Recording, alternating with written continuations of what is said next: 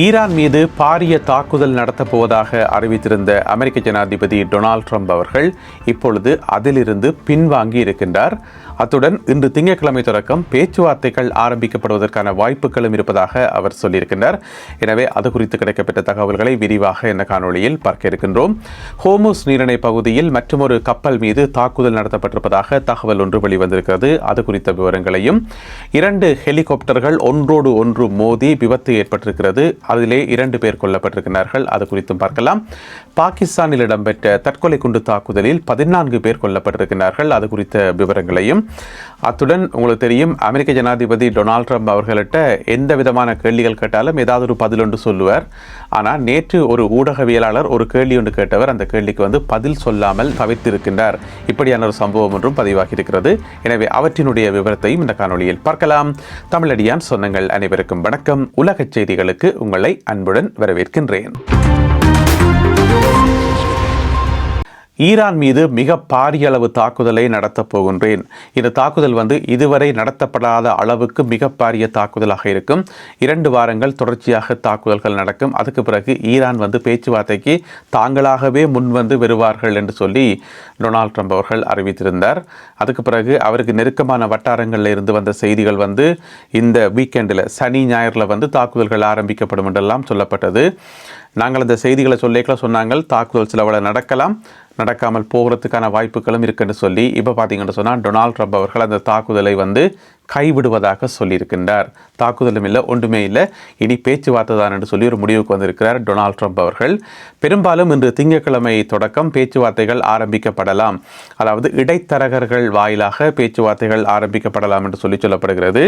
இது சம்பந்தமாக ட்ரம்ப் அவர்கள் சொல்லும்போது என்ன சொல்லியிருக்காருன்னு சொன்னால், தன்னட்ட ஒரு சில நாடுகள் கேட்டதாம், ஈரான் உட்பட ஒரு சில நாடுகள் கேட்டதாம், தயவு செய்து தாக்குதல் நடத்த வேண்டாம், தாக்குதலை கைவிடுங்கோன்னு சொல்லி.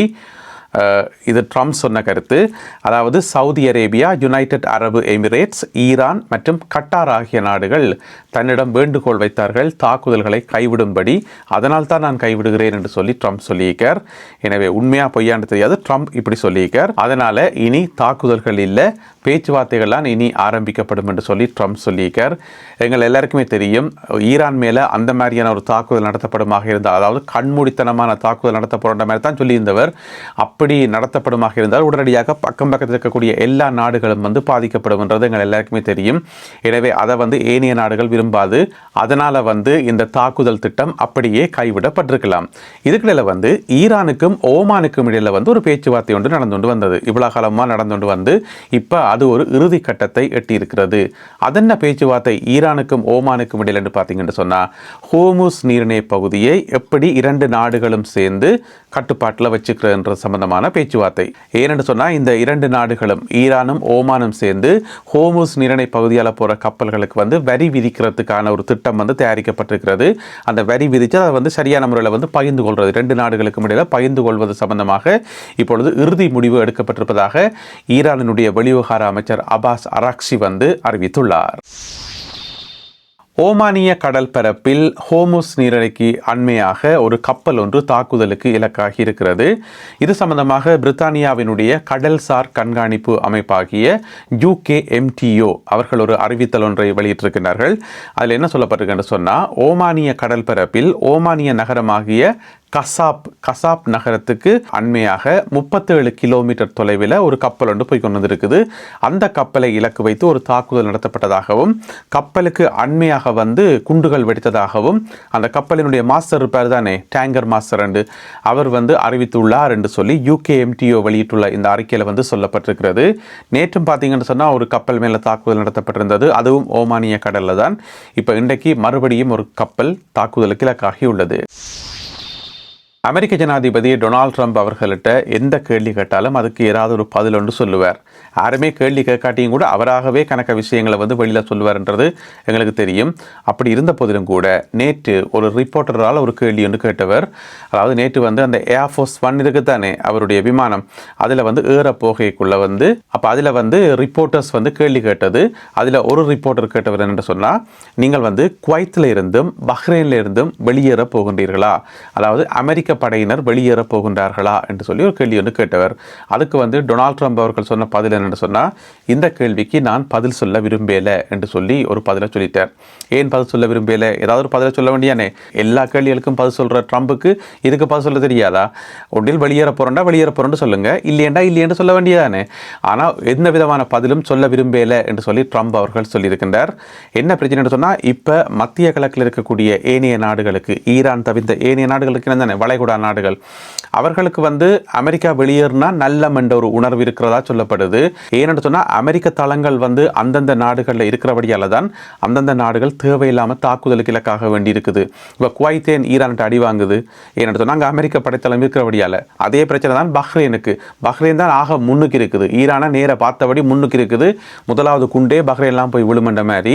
எனவே பஹ்ரைன் நாட்டில் வந்து அமெரிக்க தளங்கள் இருக்கிறபடியால் தான் பஹ்ரைனும் வந்து நிறைய அடி வாங்க வேண்டி இருக்குது. எனவே இந்தந்த நாடுகளில் இருந்து அமெரிக்கா வெளியேறுமாக இருந்தால் ஈரானோட அவர்களுக்கு எந்த விதமான பிரச்சனையும் இருக்காது. பிராந்தியம் வந்து அமைதியாக இருக்கும், எல்லாம் நல்லா இருக்கும் என்றது பொதுவான ஒப்பீனியன். எனவே டொனால்ட் ட்ரம்ப் அவர்கள் பதில் சொல்ல விரும்பவில்லை என்று சொல்லி ஒரு பதிலை சொல்லியிருக்கின்றார். கிரீஸ் நாட்டில் 2 ஹெலிகாப்டர்கள் ஒன்றோடு ஒன்று மோதி விபத்துக்குள்ளாகி இருக்கின்றன. அதில் வந்து 2 பேர் கொல்லப்பட்டிருக்கின்றார்கள். மொத்தமாக 4 பேர் பயணம் செய்தார்கள். 2 பேர் கொல்லப்பட்டிருக்கிறார்கள். மற்ற 2 பேரும் வந்து காப்பாற்றப்பட்டிருக்கின்றார்கள். இந்த ஹெலிகாப்டர்கள் 2மே பார்த்தீங்கன்னு சொன்னால் தீயணைப்பு படையினருக்கு சொந்தமான ஹெலிகாப்டர்கள். உங்களுக்கு தெரியும், இப்போ பிரான்ஸ், ஸ்பெயின் நாடுகளை தொடர்ந்து இப்பொழுது கிரீஸிலும் வந்து காட்டு தீ பரவ ஆரம்பித்திருக்கிறது. குறிப்பாக தலைநகர் எதென்ஸுக்கு அருகாமையில் இருக்கின்ற சில காட்டு பகுதிகளில் வந்து காட்டு தீ பரவ ஆரம்பித்திருக்கிறது. அது வெப்பத்தால் வந்த காட்டு தீ என்றதை விடவும் யாரோ ஒரு சில நபர்கள் அந்த நெருப்புக்கு பின்னால் இருக்கிறார்கள் என்று சொல்லி சந்தேகிக்கப்படுது. ஒரு சில ஆட்கள் வந்து கைது செய்யப்பட்டிருக்கணும். எனவே அந்த தீயை அணைக்கின்ற முயற்சியில் ஈடுபட்டிருந்த 2 ஹெலிகாப்டர்கள் வந்து அந்த புகை மூட்டத்துக்குள்ளே வந்து சிக்கப்பட்டதால் தெரியலை. அப்போ 2மே வந்து பக்கத்தில் நெருங்கி வந்ததால் ஒன்றோடு ஒன்று மோதுப்பட்டு இந்த விபத்து நேற்று ஞாயிற்றுக்கிழமை இடம்பெற்று அதிலே 2 பேர் கொல்லப்பட்டிருக்கிறார்கள். பாகிஸ்தானில் இடம்பெற்ற தற்கொலை குண்டு தாக்குதலில் 14 பேர் கொல்லப்பட்டிருக்கிறார்கள்.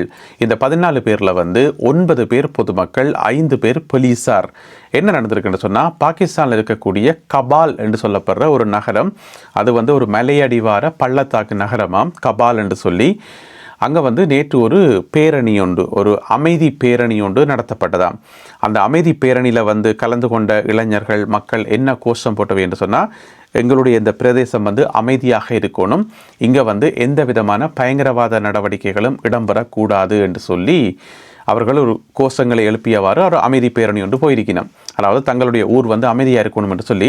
உங்களுக்கு தெரியும், பாகிஸ்தானில் வந்து தலிபான்கள் இருக்கிறார்கள். பாகிஸ்தான் தலிபான்கள், அதாவது டிடிபி என்று சொல்கிறது. ஆப்கானிஸ்தானில் இருக்கிற தலிபான்கள் அது வேறு. அப்போ இந்த தலிபான்கள் வந்து முன்னொரு காலத்தில் அந்த கபால் என்று சொல்லப்படுற பகுதி வந்து தலிபான்களுடைய கண்ட்ரோலில் தானே இருந்ததாம். அதுக்கு பிறகு பாகிஸ்தானுடைய இராணுவம் வந்து அவர்களோட சண்டை பிடிச்சு அவர்களை விரட்டி போட்டு இப்போ இராணுவத்தினுடைய கட்டுப்பாட்டுகள், அதாவது பாகிஸ்தான் அரசாங்கத்தினுடைய கட்டுப்பாட்டுகள் இருக்குது. அப்போ அந்த இடத்துல வந்து திரும்ப தலிபான்கள் வந்து தங்களுடைய செல்வாக்கை வந்து நிரூபிக்கணும் என்றதுக்காக, அதுக்கு தாங்கள் திருப்பி வரணும் என்றதுக்காக இந்த தாக்குதல் நடத்தப்பட்டிருக்கலாம் என்று சொல்லி சொல்லப்படுகிறது. அந்த ஆர்ப்பாட்டத்தில் கலந்து கொண்ட மக்களும் அவர்களுக்கு எதிராகத்தான் கோஷங்களை எழுப்பியிருந்தார்கள் என்று சொல்லி. எனவே ஒரு நபர் வந்து அந்த கூட்டமாக வர முற்படும் போது போலீஸ் வந்து மறைச்சி செக் பண்ண வலிக்கிட்டு இருக்குது. அந்த டைமில் வந்து அந்த குண்டை வெடிக்க வச்சு அதில் வந்து 5 போலீசார் கொல்லப்பட்டிருக்கிறார்கள். 9 பொதுமக்கள் காயமடைந்திருக்கிறார்கள். அதை விட 20 பேர் காயமடைந்துள்ளார்கள். இந்த காணொலியில் பகிர்ந்து கொள்ளப்பட்ட செய்திகள், தகவல்கள் தொடர்பான உங்களுடைய கருத்துக்களை மறக்காமல் கீழே எழுதுங்கள். மீண்டும் சந்திப்போம் உறவுகளே. நன்றி, வணக்கம்.